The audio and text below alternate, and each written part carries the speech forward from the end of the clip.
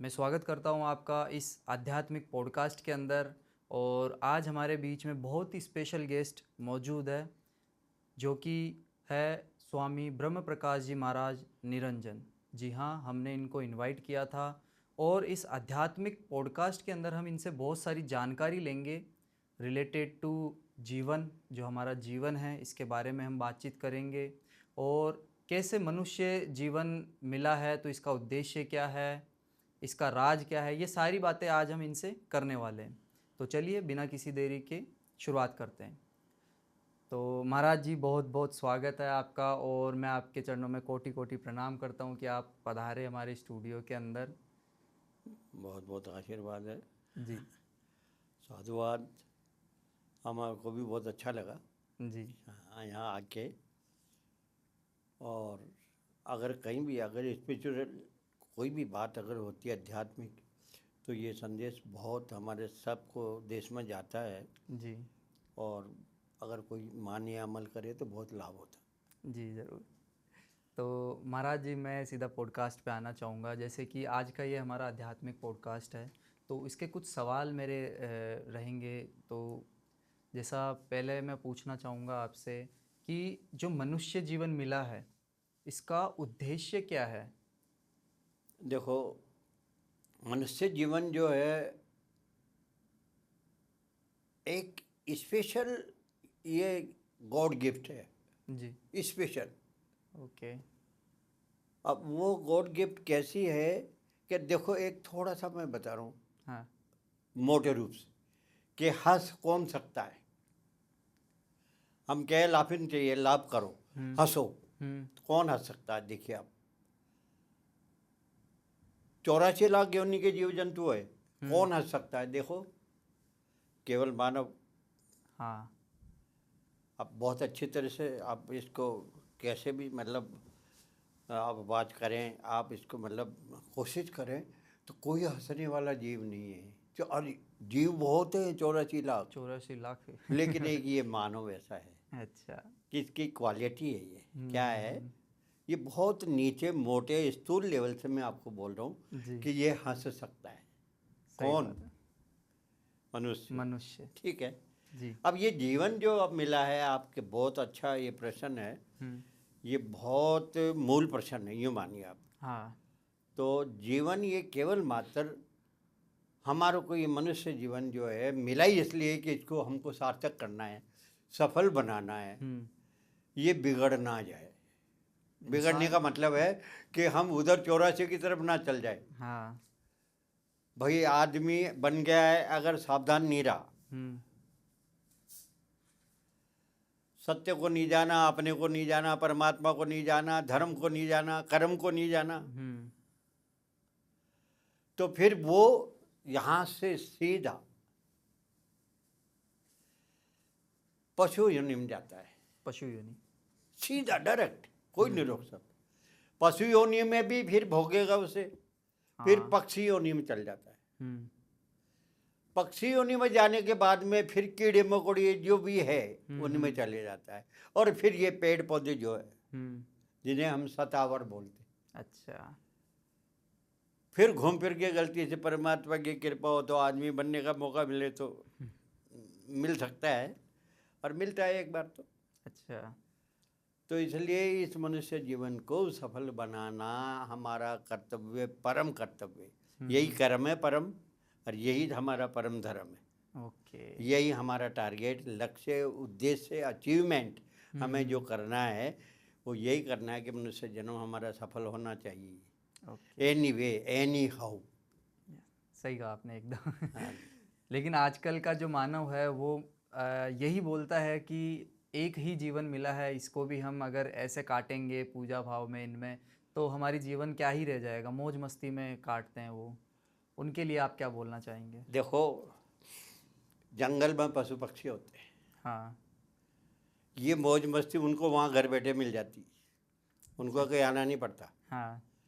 ये मानव की तो बुद्धि गड़बड़ हो गई है, जो ये जंगल में जाता है क्या हम वहाँ पिकनिक करने जा रहे हैं, हम ये वो उनको वहीं सब कुछ मिल रहा है। हाँ। किनको? पशुओं को, पक्षियों को, हाँ कोई उसके लिए परेशान होने की जरूरत नहीं है। जी। मानव भी इसी को मौज मस्ती मान रहा है, और हाँ किसको मान रहा है? सही बात है। तो उनमें इनमें क्या अंतर फर्क पड़ा? जी। ये तो मतलब लाइफ का जो हमारा जीवन का जो उद्देश्य नहीं बनता है ना, तो इसलिए ये मौज मस्ती नहीं, जिसको बिना प्रयास से जो चीज़ मिलती है, आप उसके लिए जीवन अपना अमूल्य जीवन खराब कर रहे हो, जो जिनको बिना प्रयास से मिल रही है। मेरी बात समझ में आ रही है ना? यू गेट माई पॉइंट और नॉट? यस। हैं? तो मतलब अब आप देखिए कितना अंतर है। हाँ बहुत। जिनको बिना प्रयास आराम से मिल रही है, ये प्रकृति है और मतलब ईश्वर की रचना की एक विशेषता है। हाँ, और मौज मस्ती के नाम पे वो गलत संगति की ओर मुड़ जाते हैं। हाँ, वो मुड़ जाते हैं और अपना जीवन बिल्कुल खत्म कर नशा लेते हैं। मदिरा ये बहुत हाँ, ज्यादा अभी चल रहा है। ये अब भाई एक बात सुनो, हम कहते हैं भगवान यहाँ बैठे हैं, हाँ। हृदय में है। अब यहाँ आप अगर वाइन डाल रहे हो, आप मान भी रहे हो कि भगवान यहाँ है, और क्या डाल रहे हो? वाइन, या दारू, और भी जो शराब। मटन वगैरह जो भी है, फिश वगैरह है, ये जो भी गलत सामान जो भी है, जर्दा गुटखा है, बीड़ी सिगरेट है, और आप कह भी रहे हो कि भगवान कहाँ है? अपने अंदर ही है, मन में, अपने हृदय में। जी। और फिर आप क्या डाल रहे हो? गलत चीजें डाल रहे हैं जो कि नहीं है।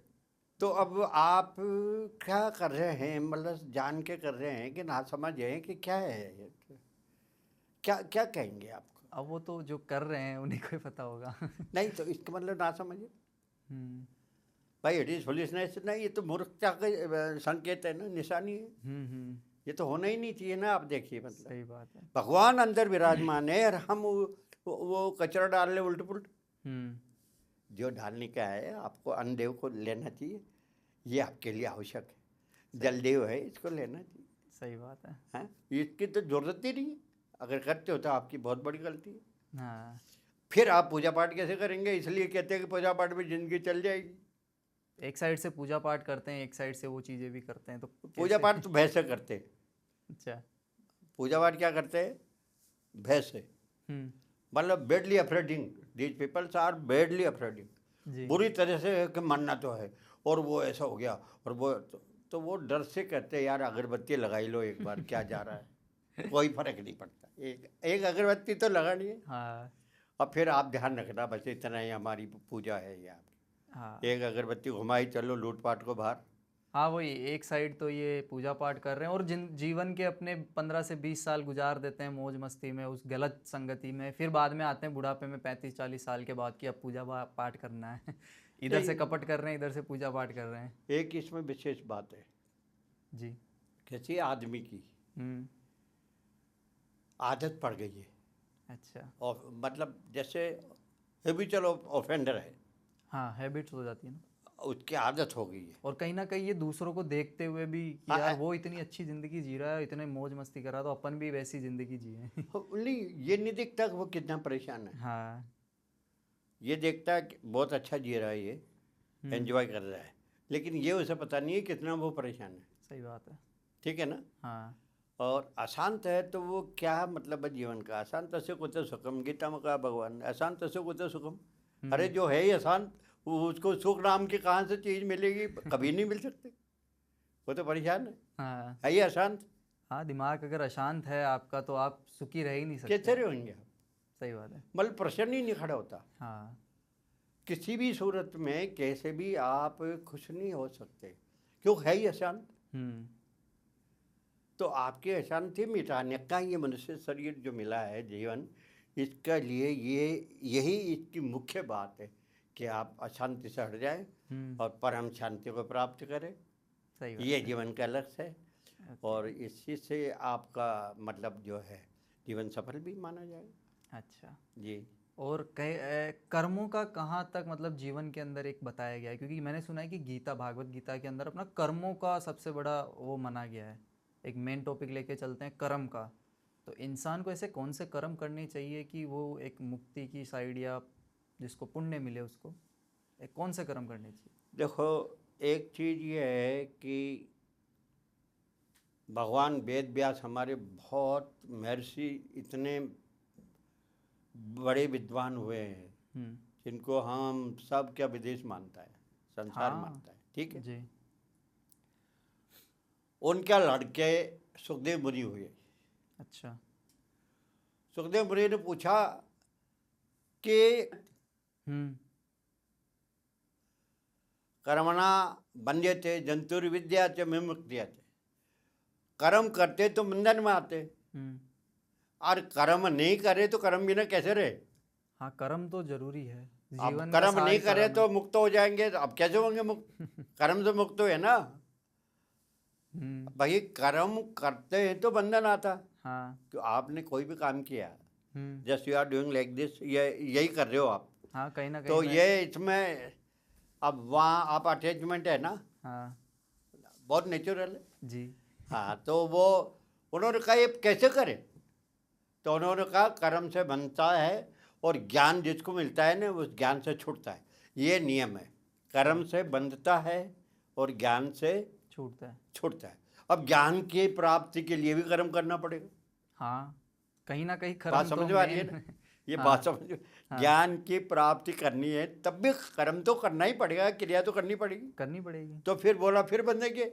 हाँ। तो फिर व्यास भगवान बताते हैं कि देखो, जो कर्म हम्म।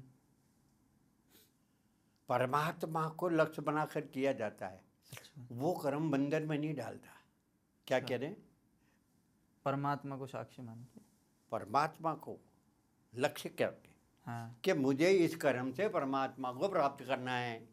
क्या बहुत स्पष्ट है, बहुत बढ़िया समझना चाहिए। हाँ। क्या कहना चाह रहा हूँ, जो कर्म हम करते हैं और उस कर्म का जो पीछे उद्देश्य है कि मेरे को परमात्मा की प्राप्ति होनी थी, इसलिए ये कर्म कर रहा हूँ, बोलो वो कर्म कभी भी बंधन में नहीं डालता।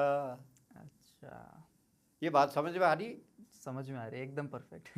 ठीक है। जी। तो बोला ऐसा करो आप, क्योंकि वो अचल है, निष्क्रिय है, हाँ। निर्गुण है परमात्मा, वो निरंजन है, वो परम शांत स्वरूप है, जी। तो उसमें तो कोई विकार ही नहीं है किसी तरह का। अब उस आप निर्विकारी को प्राप्त करना चाह रहे हैं क्रिया के माध्यम से, कर्म के माध्यम से, तो कभी नहीं। तो आपका जो लक्ष्य अंदर है, हाँ। वो क्या टारगेट होना चाहिए कि मुझे कुछ प्राप्त नहीं करना है, मेरे को कुछ नहीं करना, मेरे को करना है तो उनको करना है। उनको करना है तो वो कैसे हैं?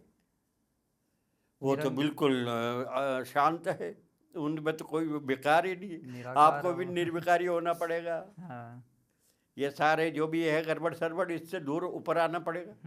और फिर आप उसको प्राप्त करने के लिए जो साधना है, प्रक्रिया है, जिसको आप एडोप्ट कर रहे हैं, हाँ। और उसको कंप्लीट करने का प्रयास कर रहे हैं, तो फिर इससे क्या होगा कि आप वहाँ तक पहुँचते पहुँचते समझते समझते इतने प्योर हो जाएंगे, 100% प्योरीफाई, आपका मन इतना निर्मल हो जाएगा, आपका चित्त इतना शुद्ध हो जाएगा, कोई विकार ही नहीं, ना अहंकार, ना लेना ना देना, कुछ भी नहीं है।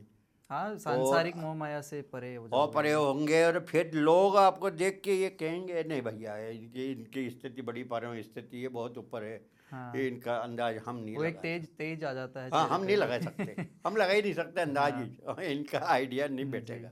वो इतनी परम शांति को प्राप्त कर लेते हैं। तो ये कर्म जो है ना बहुत अच्छा, और देखो रामायण में खूब कहा है, 2-4 दोहे लिख दिए, कर्म प्रधान विश्व कर रखा, इस तरह से बहुत सारी भागवत में भी आता, महाभागवत पुराण में। लेकिन सबसे ज़्यादा गीता में कर्म का विचार किया गया है। ऐसा शास्त्र दूसरा नहीं है। गीता एक ऐसा शास्त्र है जिसमें, और वो भी किसने, भगवान, महाभारत, भागवत, ये सब व्यास जी ने लिखी। रामायण तुलसीदास जी ने लिखी। गीता कौन बोल रहा है? भगवान, स्वयं भगवान के मुख से निकली हुई। कौन बोल रहा है? आदमी नहीं, भगवान बोल रहे। हाँ। आप देखेंगे भगवान वाच है, भगवान कह रहे हैं, तो वहाँ भगवान की वाणी है वो जी।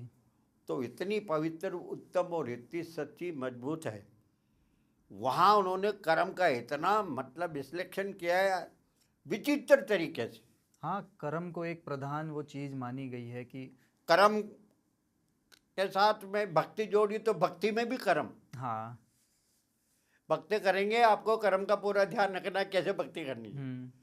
अरे बोला भाई योग, तो योग में भी कर्म। अगर योग करना है तो कर्म का क्या रोल है ये देखना है, आपको जानना पड़ेगा। सही बात है। और ज्ञान, तो ज्ञान में भी कर्म का आपको रोल है, तो कर्म को देखना पड़ेगा। ज्ञान तो जरूरी है जी। लेकिन वो आपकी क्रिया कर्म जो आपका लेवल है ना, वो कैसा है उसको देखना पड़ेगा। गीता में इतना जबरदस्त कर्म प्रधान करके कर दिया उन्होंने। हाँ। जबकि ज्ञान प्रधान है गीता जी। कि भगवान का वाणी है, तो वो तो ऐसी वाणी है कि महाराज अकाट्य है। हाँ। हैं जी। और जीव को परम शांति दिलाती है। हाँ। अगर कोई समझे तो। जी। शर्त यही है कि वो समझे। सही बात है। तो उसमें कर्म का बहुत जोर दिया है। हाँ, लोग पढ़ लेते हैं लेकिन समझ ही नहीं पाते बहुत क्या मुश्किल है, बहुत मुश्किल है। और उसमें कर्मों का भी एक अलग से उल्लेख दिया गया है कि जैसे कोई पतिव्रता स्त्री है या पति है, कोई आदमी है, तो उसका क्रम क्या होना चाहिए, शादीशुदा का क्या क्रम होना चाहिए। सबको एक अलग अलग क्रमों में बांटा गया है कि इसके क्रम ये है, उसके क्रम वो है। देखो एक बात, दो मार्ग है हमारे यहाँ, एक परवर्ती मार्ग है, एक निवर्ती मार्ग है। अच्छा। परवर्ती मार्ग में ये हम लोग सब आते हैं, गृहस्थी जो बाल बच्चेदार है। अच्छा। ओके। अब ईश्वरी में माया की उपाधि से फिर उसके संतान हम है, तो ईश्वर को भी गृहस्थी कहते तो क्या बुराई है। हाँ, लेकिन जो परम परमात्मा है वो कुछ नहीं, किसी के वो उसमें टच में नहीं है, वो बिल्कुल, तो वो निवर्ती मार्ग है। अच्छा। तो ये दो रास्ते हैं। लेकिन परवर्ती मार्ग का मतलब है गृहस्थ में रहते हुए अपने सबको धर्म को कर्म को निभाते हुए फिर आपका लक्ष्य परमात्मा हो। अच्छा। बात समझ में आई। हाँ, एक गृहस्थ के लिए उसका क्रम क्या है, गृहस्थ का क्या धर्म है, गृहस्थ का क्या कर्म है, परिवार के लिए आपकी क्या ड्यूटीज है, वो पूरी करना, वो आपको कंप्लीट करनी है जी। लेकिन अंदर में ये होना चाहिए कि मेरा जो मुख्य उद्देश्य है वो परमात्मा है। हाँ। परिवार नहीं है। परिवार का तो संग लगा, संग लग के इनकी देख ले, एक लुक आफ्टर मेरी ड्यूटी बनती है जी। क्योंकि मैंने ये गलती कर दी है कि मैं इनका सब कुछ हूँ। मेरी पत्नी, मेरा बच्चा, मेरा बाप, मेरी बहन, मेरा भाई, तो बाप उठा इनका खर्चा। हाँ। दौड़ भाग कर फिर क्या है जी। ये समझ में आती। हाँ। अगर आपने किसी ने कहा कि नहीं नहीं मेरा कुछ नहीं है, तो फिर ये हिम्मत नहीं है ये कहने की। ठीक है ना। हाँ। तो आपने माना है तो उसकी आपको ड्यूटी तो हाँ, अगर एक्सेप्ट किया है तो वो चीज़ निभानी निभानी पड़ेगी। पड़ेगी। तो ऐसी कुशलता से निभाना है हाँ। कि उसमें वो भी पूरा हो जाए, जी। कमी ना रहे और परमात्मा से विस्मृति ना हो जाए। और कहीं ना कहीं पुराने टाइम में ऐसे ऐसे लोग भी है जो डाकू थे और आज वो संत बने थे, बहुत बड़े बड़े। भाई देखो एक चीज़ है ना, भगवान ने माया ने हाथ जोड़ के कहा कि मेरे को कोई आदेश, क्या सेवा मेरी, अगर आपकी इच्छा हो तो मैं सृष्टि की रचना कर दूं। उन्होंने कहा ठीक है, तो सृष्टि की रचना कर दी, बिल्कुल फंटास्टिक, बहुत अच्छी। फिर माया ने कहा कि मैंने ये रचना कर दी है, अब ये आपके सामने पेश है। तो खुश नहीं हुए, प्रसन्न नहीं हुए। अच्छा। हल्की फुल्की स्माइल भी नहीं आई। मैंने सोचा कोई ना कोई गड़बड़ है, मतलब मुँह से शाबाशी देना बहुत दूर है, वो इनका मतलब थोड़ा बहुत इशारा भी तो नहीं बन रहा ना कि अच्छा किया आपने। हाँ। ऐसा भी कुछ नहीं हो रहा जी। इसका मतलब कहीं कमी है। तो उसने आदमी का आकार बनाया, मनुष्य बनाया, यूँ मानो। क्या बनाया? मनुष्य। मनुष्य बनाते ही फिर गई माया कि अब आप देखिए मुझे क्या करना है, मेरी तरफ से तो कंप्लीट है। तो इतने प्रसन्न हुए, इतने खुश हुए, पर भगवान के माया भी ऐसे मन में कि यहाँ पूरा मेरा काम हो गया। ठीक है। लेकिन उसने पूछा कि ऐसा किया, पूरा संसार बनाया, तब आप बिल्कुल भी वहाँ अपनी जगह ही रहे, कुछ भी आपका मतलब एक्शन नहीं आया, रिएक्शन नहीं आया। लेकिन यहाँ ये क्या बात है, ये बनाते ही कहते हैं एक विशेष बात है, हमने मनुष्य को सहज में बुद्धि दे दी है। अच्छा, किसको? मनुष्य मनुष्य को को। सहज में। हम्म, कोई उसकी लेटर वेटर नहीं है, कोई प्रार्थना पत्र नहीं है, कोई और रिक्वेस्ट नहीं है, हाँ। सहज में हमने उसे बुद्धि दे दी है। हम्म, उस बुद्धि की विशेषता क्या है कि वो मुझे जान सकता है, अपने आप को जान सकता है, हम्म, वो क्या है, कौन है, कैसा है, उसका क्या स्वरूप है, उसे जान सकता है। हम्म, और इस दुनिया की सच्चाई क्या है उसे भी जान सकता है। ऐसी बुद्धि हमने मनुष्य को सहज में ही दे दी है, इसलिए वह मनुष्य सर्वप्रिय है, सर्वश्रेष्ठ है। हम्म। इसलिए मैं खुश हुआ कि वो अच्छा, मुझे भी जान सकता है, सही बात। अपने आप को भी जान सकता है, इस दुनिया की सच्चाई क्या है उसे भी जान सकता ओके। है। ठीक है, जी। तो इसलिए वो बड़े खुश हुए। हम्म, और वो सूरत आकार हमको मिला हुआ मनुष्य का, हाँ। तो हम में ये क्वालिटी है, क्षमता है कि हम अपने को भी जान सकते हैं। आप बोलते हैं ना कि भगवान को कहाँ ढूंढो, तुम्हारे अंदर ही भगवान है। हाँ, भगवान तो भाई देखो, भगवान अगर आपसे अलग रहेगा तो कहाँ रहेगा बताओ? आप बताओ कहाँ रहेगा?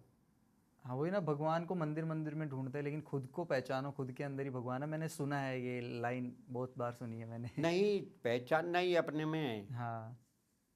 पहचानना ही अपने में। जब आप अपने में पहचान जाओगे हम्म, तो आपको ये पता लगेगा सब में ही है। जी। क्या? जब आप अपने को पहचान जाएंगे, वास्तव में आप सच्चाई में आपका स्वरूप क्या है, आप कौन है, क्या है, आपकी क्या मतलब एग्जिस्टेंस क्या है आपकी, अगर आपको ये पता लगेगा ना, हम्म, तो आप ये देखिए कि आप अपने को पहचानने के बाद में सबको ही पहचान जाएंगे कि ये सबका जो स्वरूप है वो मेरा स्वरूप है।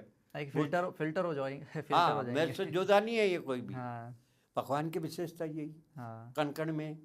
हमको पहले, हम छोटे थे तो बताते थे, लोग कहते थे भगवान कण कण में, साधु संत कहते भी है, पढ़ा लिखा भी है, वो हाँ। किताब में भी आता है। हम्म, मैंने कहा यार, कण कण में नहीं, कण कण में भगवान है ऐसा नहीं, कण कण ही भगवान है।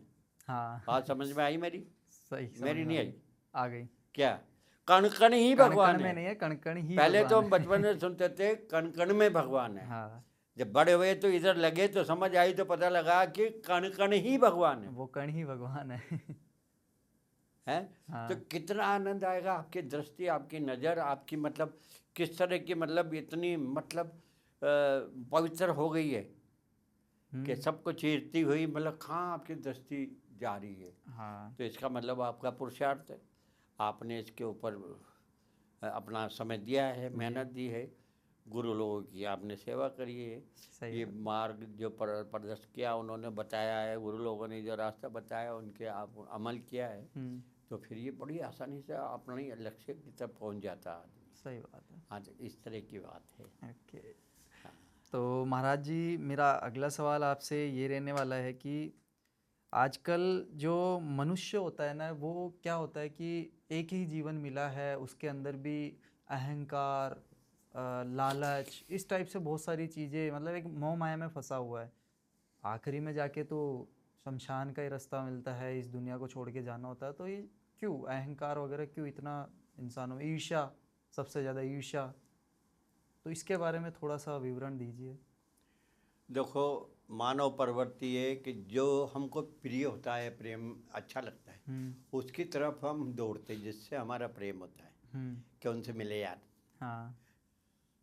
हमारी आदत में प्रवृत्ति है मानव की। और जिनसे हमें अच्छा नहीं लगता, द्वेष होता है, उनसे दूर दौड़ते। हाँ बात समझ में आ गई? जी। जिनसे प्रेम होता है उनके साइड तो जाते हैं। उनकी तरफ दौड़ना पड़ता है, चलो पीछे मिलते चले हैं। जाते हैं। और जिनसे द्वेष है तो उनसे दूर जाते। दौड़ते। हाँ। तो ये जीवन जो है ना, भाग दौड़ है। क्या है ये जीवन? हाँ, भाग दौड़ ही चल रही है सबके जीवन में। भाग दौड़ के अलावा क्या है? हम्म, जो हमें अच्छा लग रहा है उधर दौड़ रहे हैं, जो नहीं लग रहा उससे दूर दौड़ रहे। दौड़ तो रहे ना हाँ, भाई, है तो भाग दौड़ ही भाग ना। दौड़ी है। तो ये एक उदाहरण से समझिए आप, रावण जो था अहंकारी था, सीता उठा के ले गया। हाँ। उसके सारे भाई बंद लेने देने सब मर गए विभीषण के अलावा। और मरने के बाद वो जब मर गए तो बड़े खुश हुए कि अच्छा हुआ, किसी ने ये नहीं कहा बहुत बुरा हुआ। हाँ। रावण का पूरा परिवार खत्म हो गया, तब लोग क्या कह रहे हैं, अच्छा हुआ। हाँ, सबने ये बोला। ठीक है, क्यों कि दुष्ट है वो। और अभी भी पुतला बना के पत्थर मार रहे हैं, आग लगा रहे हैं। हाँ, हर साल आज जलाते की हैं। तारीख में भी हाँ। साल में एक बार। हाँ ठीक है जी। कृष्ण भगवान रुक्मिणी को उठा लाया क्या? हाँ, उठा के लाए थे। भगा लाए ना, भगा के लाए। वो भी भगा के ले गया था। हाँ। ये पूजे जा रहे हैं और उसके पत्थर मारे जा रहे हैं। क्यों भाई, काम में क्या फर्क है? रावण में अहंकार था, जबरदस्ती की ऑलरेडी। अहंकार से ले गया तब मारा गया। हाँ, छल से। ये अहंकार से नहीं लाए, उनकी इच्छा से लाए। सबसे पहले बड़ी बात तो ये है। अहंकार से नहीं लाए। हाँ। उनकी इच्छा भी छोड़ दो, अहंकार से नहीं लाए। हाँ ठीक है जी। तो अब मेरा संदेश ये है, ये मैं आपको बताना चाह रहा हूँ, कहना चाह रहा हूँ, कोई भी काम करो अहंकार रहित करो। किसी भी क्रिया में अहंकार नहीं जोड़ना है। सही बात। किसी भी क्रिया में कोई भी काम आप कर रहे हैं प्रेम से करिए, अहंकार नहीं होना चाहिए। सही बात। और ईर्ष्या द्वेष इस टाइप ये खड़ी नहीं होगी जब आप ऐसा करेंगे। अच्छा। ये खड़ी नहीं होगी, ओके। कभी खड़ी नहीं होगी। इनको जगह जब हो देंगे हम, जब हम अहंकार से करेंगे तो फिर अहंकार में सारी बातें आ जाती हैं। हाँ। हाँ, उसमें अपेक्षा आएगी, अपेक्षा पूरी नहीं तो गड़बड़ हो जाएगी। सही है। तो वो सारा खड़ा हो जाता है, वो पूरी लाइन है लंबी चौड़ी। एक आ गया तो फिर वो साथ में आते हैं। तो वो एक ऐसा से। महाराज जी, अभी के टाइम में सबसे बड़ी समस्या, जैसे कोई इंसान है तो मन शांत नहीं कर पाता है। जैसे मान लो कि मैं ही हूँ, मेरे को भक्ति मार्ग में जाना है या मेरे को भक्ति भाव वाला मार्ग चुनना है, लेकिन मन शांत नहीं होता उसके लिए। मन ना 10 जगह पे इधर उधर चक्कर काटता रहता है। पूजा पाठ करो तो मन के अंदर 10 ख्याल चलेंगे। तो इसका कोई आप सीधा साधारण तरीका बताइए जो कि एक गृहस्थ भी अगर ये चीज़ें कर सके। हाँ, तो मन शांत के बाद क्या है कि हम शरीर को इतना संवारते हैं। हाँ। किसको? शरीर को। हाँ, इस देह को बॉडी कॉन्शियस जी। It is a very bad thing. अच्छा। समझते नहीं हम लोग, तो इसको ही संवारते हैं, इसको नहलाना धुलाना खिलाना। बढ़िया साबुन कौन सा है वही लाओ, मन भले अशुद्ध हो। और हद कब ने मन पे ध्यान ही नहीं दिया। मन पे कभी क्या ध्यान नहीं दिया। सारे काम होते मन से। आपका मन कहेगा ऐसा करे, तब आप शरीर से करेंगे। ये बड़ी सीधी बात है। हाँ। लेकिन मन पे कभी ध्यान ही नहीं दिया। और ध्यान किस पे है? शरीर पे। शरीर पे है। अब मन आपका है, इसको अगर डिसिप्लिन में लाएंगे तो आप ही ला सकते हो, और तो कौन लाएगा यार, ये बताइए। मन आपका जी। लेकिन एक अभ्यास करने का आप तरीका बता सकते हैं कि शुरुआत में कैसे एक कोई मनुष्य या कोई इंसान है जो शुरुआती अपने दौर में मतलब मन को शांत करके भगवान की तरफ लगा सके। हाँ, उसके लिए क्या है, एक कहते हैं ना कि एक माध्यम होना चाहिए। वो आजकल तो मिडलची करते हैं कि मिडलची मतलब बीच में कोई हो। हाँ, अच्छा, मिडल मैन। हाँ, ठीक है। तो शांति के लिए, वैसे तो मन की शांति के लिए आप मन को थोड़ा सा विचार करके आप उस पर ध्यान देंगे तो वो धीरे धीरे उसका स्वभाव है। बच्चे, मन का स्वभाव बता रहा हूँ। बच्चे जो है ना, स्कूल भेजते हैं ना तो वो रोते हैं। तो उसे बच्चे पेरेंट्स भी, माँ बाप भी टॉफी देते, ये करते, लालच देते, फिर वो टीचर भी देते। अच्छा। इसलिए कि भाई कुछ टॉफी मिली है खाने को, आना चाहिए स्कूल। हाँ। अब वो स्कूल जाते जाते रोता है, फिर भी ले जाते हैं। ऐसे करते करते जब वो पढ़ने में उसका मन लग गया ना, फिर वो माता पिता ने कहा, माँ ने कहा कि ननियाल चलना है नाना मामा के, क्यों, बहुत ज़रूरी काम है। कहता मम्मी मेरी पढ़ाई खुद होगी, आप जाए। हाँ।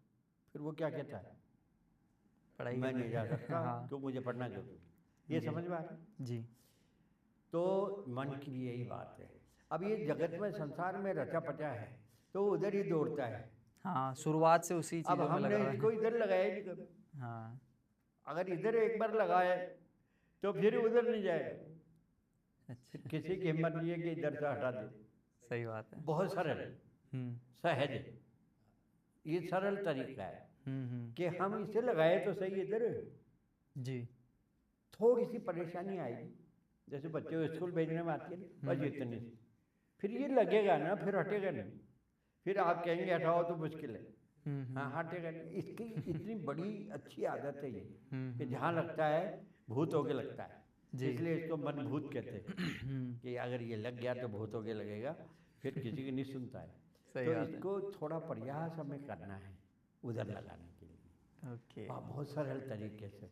तो इसमें अभ्यास तो कौन थे, अभ्यास करते रहिए। भगवान ने तो ये कहा है कि तो महाराज जी, एक और चीज़ मैं सुनता हूँ जब अध्यात्म की अपन बात करते हैं तो वेदांत करके कुछ होता है, इसके बारे में थोड़ा सा हमें बताइए कि क्या होता है वेदांत। वेदांत का मतलब है वेदांता नाम उपनिषद प्रमाणम। वेदांत के मुख्य जो 3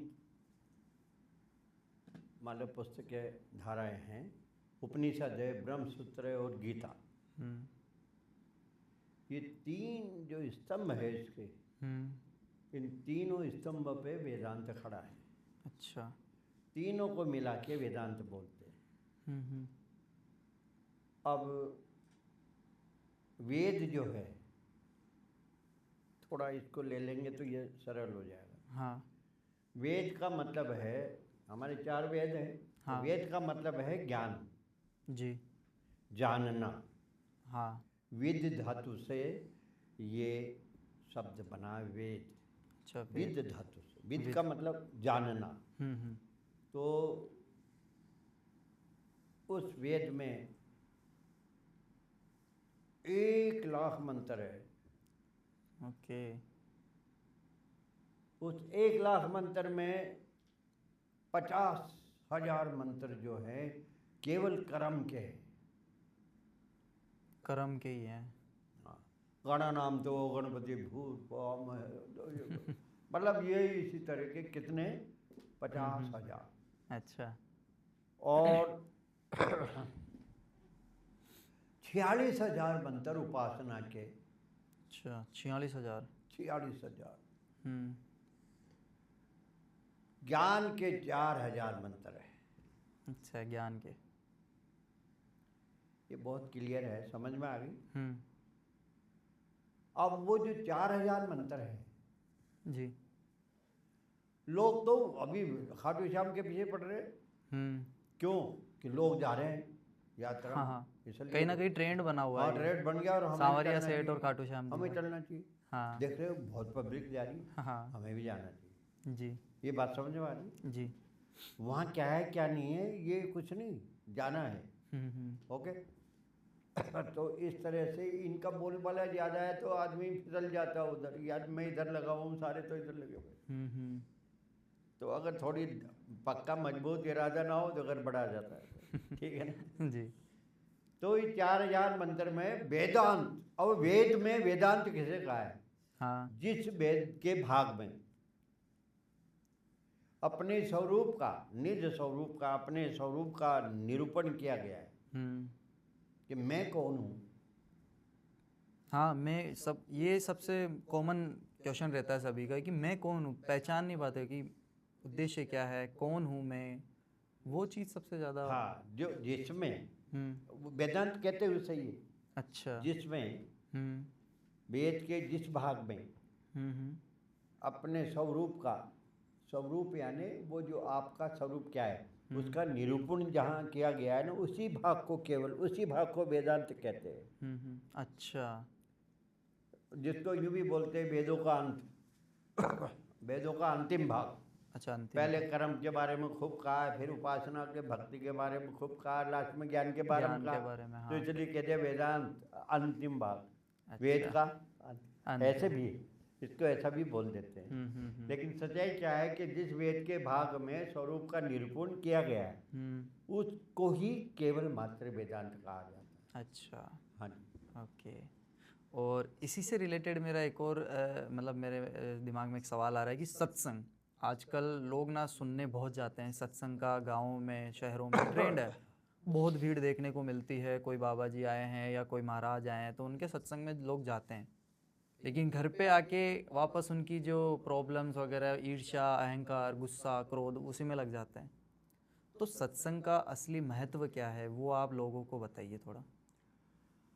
सत्संग का मतलब है कि विवेक होना। सत्संग की विशेषता है, उसका फल है क्या है? विवेक होना। अच्छा। विवेक उसे कहते हैं क्या सही है क्या गलत है। हम्म। इस बात का विवेक होना यानी जान जाना, अच्छी तरह से पहचान जाना कि सही क्या है और गलत गलत क्या है। क्या है। अगर इसको सही तरह से जान गए तो उसको विवेक कहते हैं। अच्छा। अब मान पता लगा कि ये तो गलत है, जैसे अब वेदांत के हिसाब से और वैसे भी ये कहा जाता है कि जगत है ही नहीं, मिथ्या है, परमात्मा ही सत्य है। जी। जैसे हमारे इधर कहते हैं ब्रह्म सत्यम जगन मिथ्या जीव ब्रह्मेव ना परे, हमारे इधर से कहते हाँ। हाँ, तो सलोकार जैन परीक्षा यदि उत्तम ग्रंथ कोटि भी ब्रह्म सत्यम जगन मिथ्या जीव ब्रह्मेव ना परे, हमारे यहाँ ऐसा है। तो वो कह रहे हैं कि जगत तो है ही नहीं, मिथ्या है। हाँ। इसको रामायण ने भी सपोर्ट किया है। अच्छा। भगवान शंकर ने जो पार्वती ने पूछा उनसे तो उन्होंने बताया जी। जगत सब सपना, सत हरि भजन, सत हरि भजन, जगत सब सपना, उमा कहूँ मैं निज अनुभव अपना। कि मेरा अनुभव यह है, आपने पूछा है तो मैं बताता हूँ कि सत हरि भजन, परमात्मा का भजन, जो परमात्मा है वही सत्य है, जगत सब सपना। ठीक है। तो अब आपको सत्संग में जाने से ये विवेक हुआ कि ये जगत तो मिथ्या है, इनका कोई अस्तित्व नहीं है, परमात्मा ही सत्य है। तो अब गलत को तो आप छोड़ेंगे ना। हाँ। आपकी रुचि नहीं रहेगी, हटेंगे, परमात्मा की तरफ जुड़ेंगे।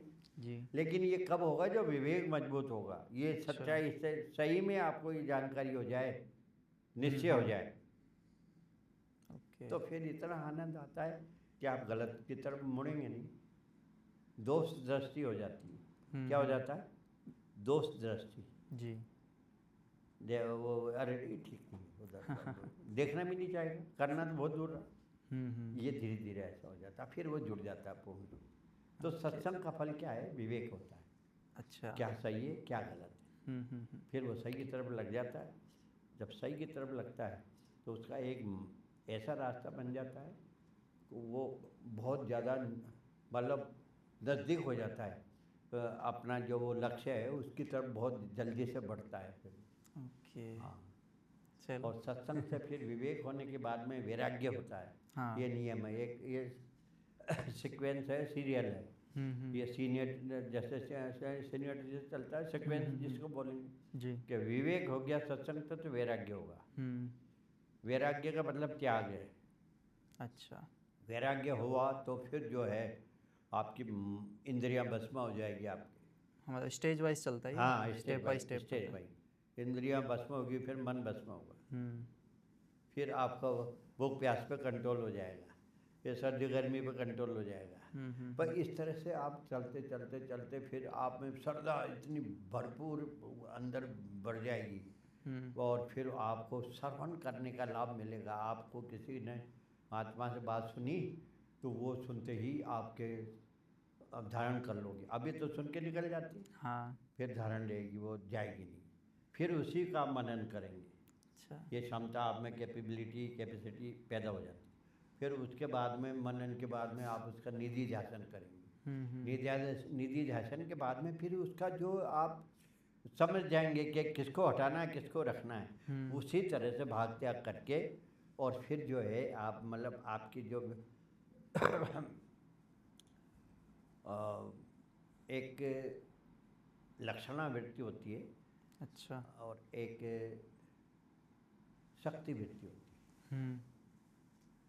तो एक ये मानो कि फल व्याप्ति होती है, एक वृत्ति व्याप्ति होती है। ये वेदांत का विषय जटिल है, मैं उधर नहीं ले जाना चाह रहा, लेकिन वो फिर वो वृत्ति आपकी खड़ी हो जाती है और वो उसमें बिल्कुल फिल्टर करके और अपने आप को निचोड़ करके उसमें स्थिति पैदा कर देती है। वहीं आप स्थित गोविंद। ओके। पहला क्या है? गीता। गीता। दूसरा क्या है? गंगा। गंगा। तीसरा क्या है? गायत्री। गायत्री। और चौथा क्या है? गोविंद। गोविंद। अगर गीता में आप घुस गए, हम्म। इतने पवित्र हो जाओगे, इतने पवित्र हो जाओगे। मंदिर और गंगा में ये क्या फर्क है? देखिए, मैं वैसे बोल रहा हूँ लेकिन थोड़ा हट के बता रहा हूँ। जी। गंगा कहती है पवित्र होने के लिए मेरे पास आइए। गंगा क्या कहती है? पवित्र होने के लिए जी। मेरे पास आइए। हाँ। और उसमें नहाएगा, पवित्र होगा। मंदिर कहता है पवित्र होने के बाद मेरे पास आइए। मेरे पास आइए। समझ आ रही है कि इसमें अंतर? हाँ। गंगा कह रही है पवित्र होने के लिए मेरे पास आइए। मंदिर क्या कहते हैं? कि पवित्र होके मेरे पास आइए। सही बात है। समझ में आ रही है? हाँ। तो पहला, जब गीता में आप घुसेंगे तो इतने पवित्र हो जाएंगे कि गंगा से भी इतने पवित्र, गंगा भी आपका सम्मान करेगी। वाह वाह, ठीक है। फिर आपको गायत्री भी पूर्ण रूप से सपोर्ट करेगी। और फिर गोविंद से आप यूं मिल लेंगे जैसे मैं और आप मिल रहा हूँ। समझ में आ रही है? ये बड़ा अच्छा आपने बताया है। तो इसलिए ये होना चाहिए। चार गए, सरल तरीका है आदमी को अपने भवसागर से तरने का। चार गए, इनको अपना ले। सही बात। और ज्यादा परेशान होने की जरूरत है नहीं है। नहीं। वैसे रास्ते बहुत है, जहाँ भी भटक जाए, फंस जाए, वो एक अलग चीज़ है, कहीं भी लग जाए। बाकी सरल सीधी सी बात है, अपने कल्याण के लिए अति आवश्यक है। ओके। और अपने को जानना ये अति आवश्यक है। मनुष्य जीवन का यही उद्देश्य है कि आप कौन हैं, अपने को जानें। सही बात। और मैं, जिसे बोलते हैं मैं, तो ये वेदांत में जब आप पारंगत हो जाएंगे, अपने आप को जान जाएंगे, तो वेदांत क्या है? मैं को मुक्त नहीं करता, मैं से मुक्त करता है। वेदांत की विशेषता है। वेदांत की विशेषता क्या है? मैं को मुक्त नहीं करता, उससे अपने आप को मैं से मुक्त करता है। हाँ। ये बात समझ में आ रही है? जी। ज्यादा टिपिकल नहीं बोल रहा मैं। मैं से मुक्त, मैं को मुक्त नहीं करता वेदांत, मैं से मुक्त करता है। जब आप अकेले रह गए, आप अपना स्वरूप ही रह गया है, दूसरा कोई है ही नहीं। सौगत भेद आदि भेद होते हैं, सौगत जी। है ना। तो सौगत भेद आदि खत्म हो गए। ईश्वर जीव का भेद, ईश्वर जड़ का भेद, जीव जीव का भेद, है ना। ये इस तरह से भेद होते हैं, 5 भेद चलते हैं। तो ये सब खत्म हो जाते हैं। जब ये सारे भेद खत्म हो गए, आप अकेले रह गए, आप स्वयं अपने स्वरूप में आनंदित हैं। ये इसी का नाम कल्याण है, इसी का नाम मंगल है, इसी का नाम मोक्ष है, इसी का नाम भवसागर से तैरना है। और इसी का नाम है कि आपका अपने जीवन को आपने सार्थक बना लिया है, सफल बना लिया है। बहुत सरल इसकी युक्ति है। तो इसलिए जरूर होना चाहिए। जी जरूर। हाँ। और इसके अलावा पॉडकास्ट को ख़त्म करने के लास्ट में आप कुछ गीता के श्लोक अगर बताना चाहें हमारी ऑडियंस को तो।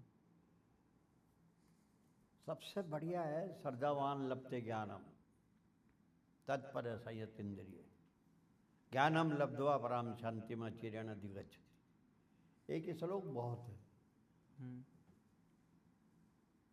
भगवान ने तो बहुत प्रसिद्ध है ये, कर्मण्यवाद क्या रास्ते में आप ले तो बहुत प्रसिद्ध है जी। लेकिन कर कोई नहीं पाता।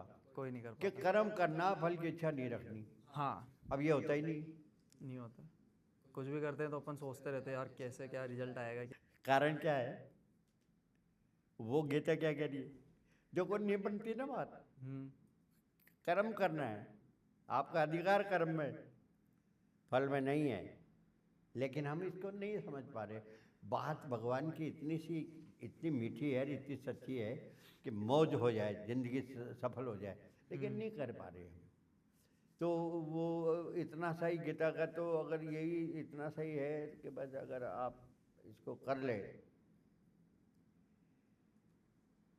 तो आनंद आ जाएगा। लेकिन हम नहीं कर पाते ना। फिर भी दूसरी बात है कि श्रद्धा परमात्मा में रखनी चाहिए, हाँ और ये जुड़ना चाहिए उससे हमको, जी। दुनिया से जुड़ के आज तक। हम्म। एक कबीर साहब हुए संत हमारे बहुत अच्छे, जी। तो कहते वो चलती चक्की देख के दिया कबीरा रोई, दो पाटन के बीच में साबुत बचा न कोई। हाँ। वो कहते हैं, तो उनके शिष्य थे, पुत्र थे, उन्होंने कमाल, तो वो कहते हैं चलती चक्की देख के दिया कमाल हंसाई, वो हंसा, कीली से जो जा लगा वो कभी नहीं पीसा जाए। चक्की में एक कील होती है जिससे वो घूमता है, एक नीचे का स्थिर होता है, ऊपर का हाँ होता घूमता है। जी। उसमें कील होती है, उस कील से जो दाना जाके लग जाता है उसका कोई कुछ नहीं बिगाड़ सकता, वो साबुत रहता है। अच्छा। ऐसे ही ये जो परमात्मा है, इस संसार की धुरी है, ये ज्ञान है, अधिष्ठान है, ये संसार की ज्ञान है, कील है, इससे जो जुड़ गया तो उसका कोई बाल बाका नहीं कर सकता।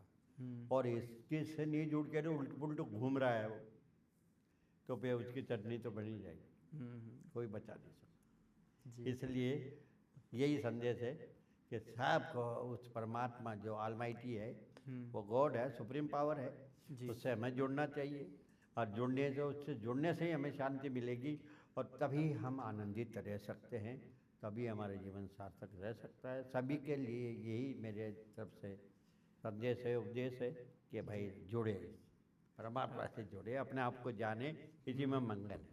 ओके, बहुत बहुत धन्यवाद आपका कि इतनी अध्यात्म वाली बातें आपसे हमें जानने को मिली, और ऑडियंस ने भी बहुत सारी नई नई चीज़ें सीखी होगी। तो बहुत बहुत धन्यवाद आपका। ओम ओम ओम ओम। जी।